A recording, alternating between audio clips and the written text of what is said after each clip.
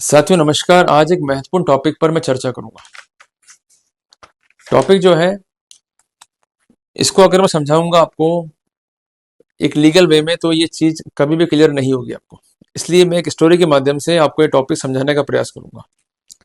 एक बार थे एक व्यक्ति जिसका नाम था मिस्टर ए। इनकी शादी हुई मिस बी से। Ultimately Mr A and Mrs B एक सुखी वैवाहिक जीवन जो है व्यतीत करने लगे।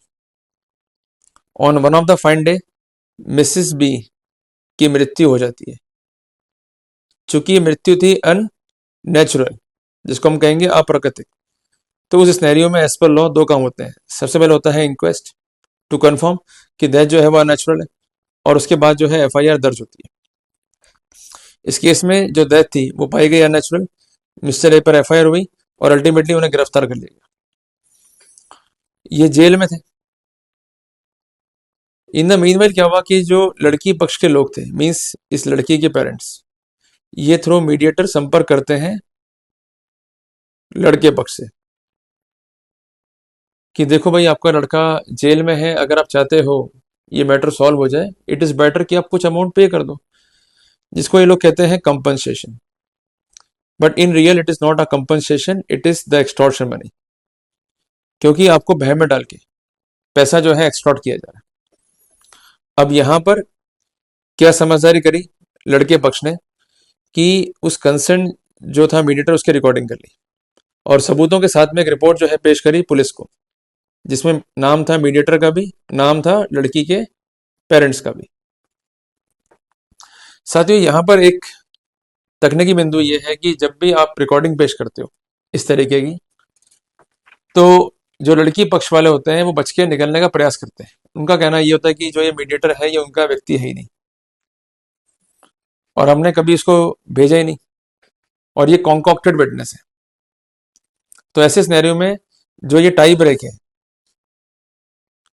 उसको रिजॉल्व करने के लिए जो कंसेंट रिकॉर्डिंग है उसका एनालिसिस जो है आवश्यक हो जाता है। इसके अलावा जो वॉइस सैम्पलिंग है वो भी आवश्यक हो जाता है, ताकि अगर एक फैक्ट कंफर्म हो जाएगा तो सब्सिक्वेंट फैक्ट्स पर काम करना इजी रहेगा। तो इस मामले में ऐसा ही हुआ। जो कंसर्न था मीडिएटर, उसको एक नोटिस दिया गया बाय द पुलिस कि अपना वॉइस सैंपल दो। उसने वॉइस सैंपल दिया ही नहीं।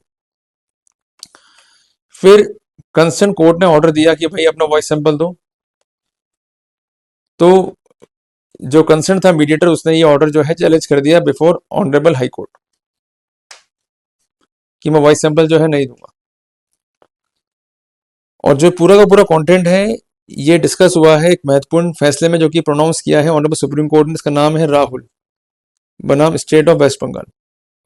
जजमेंट है दिनांक 13/10/2025 का। जो मैंने स्टोरी बताई अभी तक आपको, ये संभवतः आप सबकी स्टोरी हो सकती है in case you are facing the same trouble.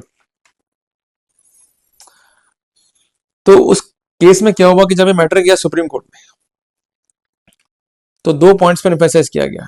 पहले बात तो ये कि previously in CrPC there was no provision to give the voice sample, पर एक महत्वपूर्ण जजमेंट आया ऑनरेबल सुप्रीम कोर्ट का रितेश बनाम स्टेट ऑफ यूपी का। उसमें ये स्पेसिफिक किया गया है कि जब तक प्रोविजंस इंकॉर्पोरेट नहीं होते हैं सीआरपीसी में या किसी स्पेशल लॉ में, तब तक मजिस्ट्रेट जो है ऑर्डर दे सकता है वॉइस सैंपलिंग के। साइटेशन है 2009 वॉल्यूम 18 एससीसी पेज नंबर 1।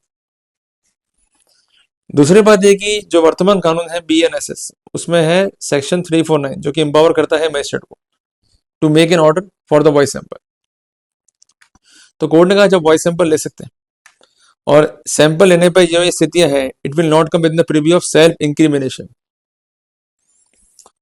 तो सैंपल लेके उसका एनालिसिस करके जो रिपोर्ट आएगी उसके बेसिस पे अग्रिम कार्रवाई जो कल्प्रिट है उनके विरुद्ध करना इजियर रहेगा, और यही बेसिस है क्रिमिनल जूरिस्प्रूडेंस का। तो कोर्ट ने डायरेक्शन दे दी कि जो कंसर्न मजिस्ट्रेट है, जो उसके आदेश हैं, उसके कॉन्सिक्वेंस में आप एक्ट अपॉन करें। मीन्स बात की गई पुलिस के लिए, और जो ऑनरेबल हाईकोर्ट का जो आदेश था उसको सेटिस्फाइड कर दिया गया। क्लियर है बात है? तो कुल मिला के ये फैसला जो है हमें सिखाता है 6 महत्वपूर्ण बातें। पहली बात है कि जब भी आपके पास में आएगा मीडिएटर लड़की पक्ष की ओर से, तो शुरुआत में तो वो आपसे बातें करेगा बहुत सॉफ्ट एंगल से, और बाद में आपको करेगा थ्रेट, और इस बात की पॉसिबिलिटी भी है कि वो आपको एक्सटॉर्ट करे to give more and more money. इस तरह की अगर बातचीत है और आप इस बातचीत को रिकॉर्ड करते हैं तो ये कार्रवाई लीगल है, और इस स्थिति को सपोर्ट करता है माननीय सुप्रीम कोर्ट का महत्वपूर्ण निर्णय जिसका नाम है आर एम मलकानी बनाम स्टेट ऑफ महाराष्ट्र। जजमेंट है वर्ष 1973 का। दूसरी बात है कि जब भी रिकॉर्डिंग आप करेंगे, जिस डिवाइस में आपने रिकॉर्डिंग करी है उसको आपको डिस्ट्रॉय नहीं करना है, ना होने देना है। डिवाइस को प्रॉपर्ली प्रिजर्व करना है आपको। तीसरी बात, साइबर एक्सपर्ट की राय जरूर लें,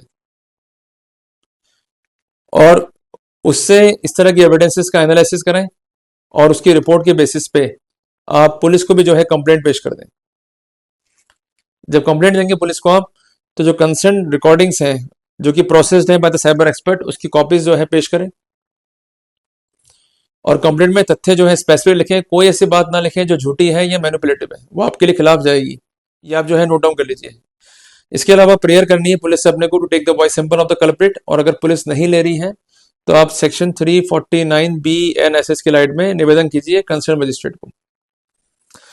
और इसके अलावा जो आपकी प्रेयर होगी बिफोर द मजिस्ट्रेट, वो होगी in the light of judgment of honourable supreme court, जिसका साइटेशन है 2016 SCC पेज नंबर 277। ये इंपॉर्टेंट पॉइंट है।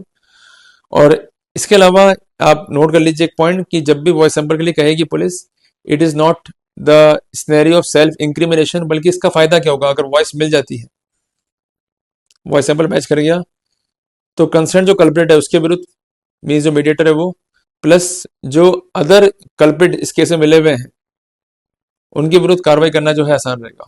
तो ये कुछ इंपॉर्टेंट स्टेप है जो हमें फॉलो करने हैं whenever we are facing such scenario. तो चाहे केस सिंपल डाउरी हेरेसमेंट का है या डाउरी डेथ का है, सुसाइडल का है, जब भी इस तरह के प्रेशर माउंट हो रहे हैं, राजीनामे की आड़ में एक्सटॉर्शन किया जा रहा है, just collect the evidence, submit them, process them, and ultimately you will get result 100%। Clear होगी बात? ये जल्दी मिलेंगे एक नए टॉपिक के साथ। टिल देन, जय हिंद, जय भारत।